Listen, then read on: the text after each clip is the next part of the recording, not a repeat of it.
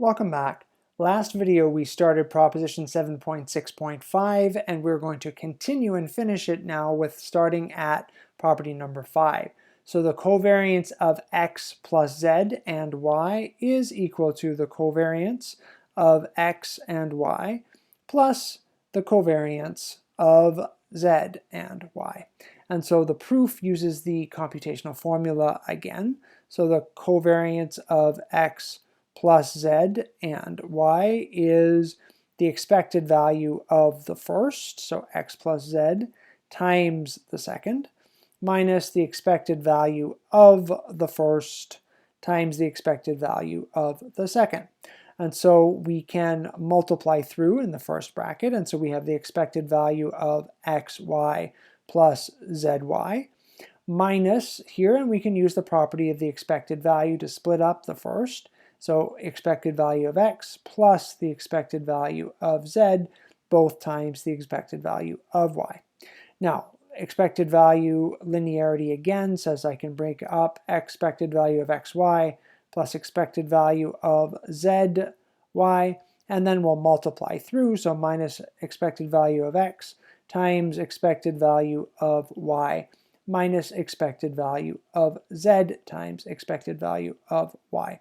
And if we group together, so the expected value of xy minus the expected value of x times the expected value of y, well, that's exactly the computational formula for the covariance of xy, and then we have the same thing with z and y, so expected value of z times y minus the expected value of z times the expected value of y is the covariance of zy, which is exactly the property. Now, this put together with the previous properties gives us something that looks, it looks a little bit like foiling, like distributing over the variables x, z, y, and w. So if we have the covariance of ax plus bz and cy plus dw, we can pretend that we're multiplying. We can, multiply the first with the last and the inners and the outers, and we will get, so this rule is actually pretty easy to remember that way, AC times the covariance of xy, right? That's sort of this product here, and then it's not a product at all. Remember, that's just a memory aid. Then we're going to have plus AD times the covariance of xw, and then the next would be these guys. So we're going to have plus BC, the covariance of z and y, and the last pair would be here. So we're going to have BD plus BD, the covariance of z and w.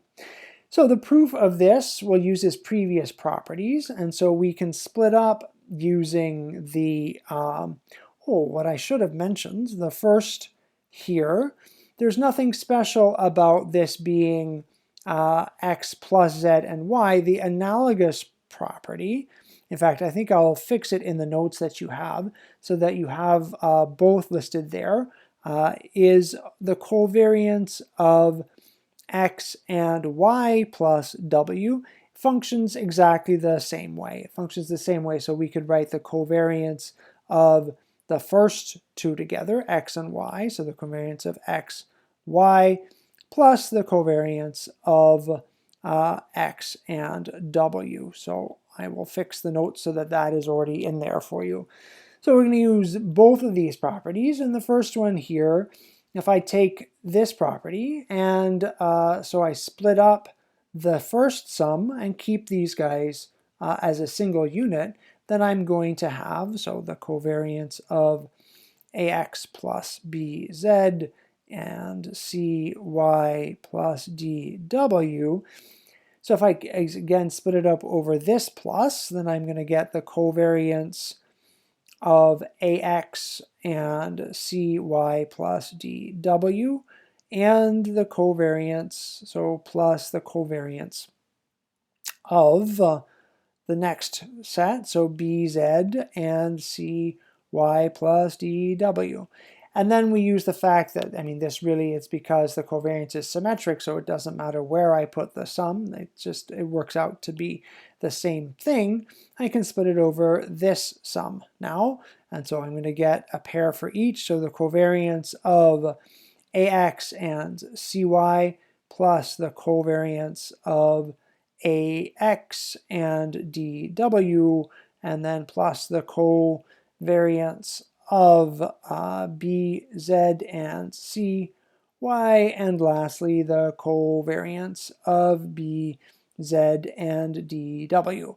And then lastly, of course, the covariance property that we saw in the previous video is that all of those constants can be brought outside of the covariance, and so I get exactly the result that's at the top. AC times the covariance of XY plus AD times the covariance of XW plus BC the covariance of ZY, and plus BD the covariance of ZW. And so the memory trick, remember, is that it just looks like you're multiplying. You're just taking all the possible pairs of the variables, which leaves us with a very nice property for the variance, and that is the following, right? The variance is, well, the proof is going to involve rewriting it as the covariance, but if I take this and plug it back into this formula, I'm going to end up with a squared times the variance of x plus b squared times the variance of y minus, or no, plus 2ab times the covariance of xy. And this also seems to follow the multiplying pattern, right? If you think about this as foiling, then this looks like squaring, right? Because you're multiplying, quote unquote, a variable with itself. So what is the proof? Well, it's exactly as we've done before. It's to rewrite the variance as a covariance of a variable with itself. So v of ax plus by is equal to the covariance of ax plus by and ax plus by, and then this follows directly from writing this down. So we end up with a squared, the covariance of x plus ab, the covariance of xy plus ba, the covariance of yx, and plus b squared, the covariance of y. And we know that the covariance of xy is the covariance of yx, so those can be grouped together, and we know that the covariance of xx and the covariance of yy gives us the variance, so that's a squared times v of x plus b squared times v of y plus exactly the 2ab, the covariance of x and y. And property number 8 is very quick. If you know that x and y are independent, well, then one of these terms disappears. If they are independent, they are uncorrelated, which means that their covariance is 0. I've lost myself. The covariance is 0, which means that term disappears. So if x and y are independent, then you've got the variance of ax plus by as just a squared v of x plus b squared v of y. And so the proof is exactly this. We take the formula from above, ax plus by is a squared v of x plus b squared v of y plus 2ab times the covariance of x, y, which is 0 if they are independent. So the properties here, properties 7 and 8, generalize to this bigger theorem. We'll just read it through and that'll be the end of this video. So proposition 7.6.6 says the variance of a linear combination of random variables. Well, that's what we have here, but now we're talking about what if we have n random variables. So the variance of a1x1 plus a2x2 up to anxn. So what this is capturing exactly this kind of expression up here, where you've got the multiple of every pair of variables. And so that's exactly it. Every single pair of the variables xi, xj from I equals 1 to n. And if we take that and re-express it in terms of the variance, when you have the variables that line up with each other, you end up by getting this expression, which looks a whole lot like this one. And in a very similar way, if the xi's are mutually independent, then these terms all drop out and you end up with this sum for variables that are independent. In the next video, we will do an example where we'll apply some of these properties.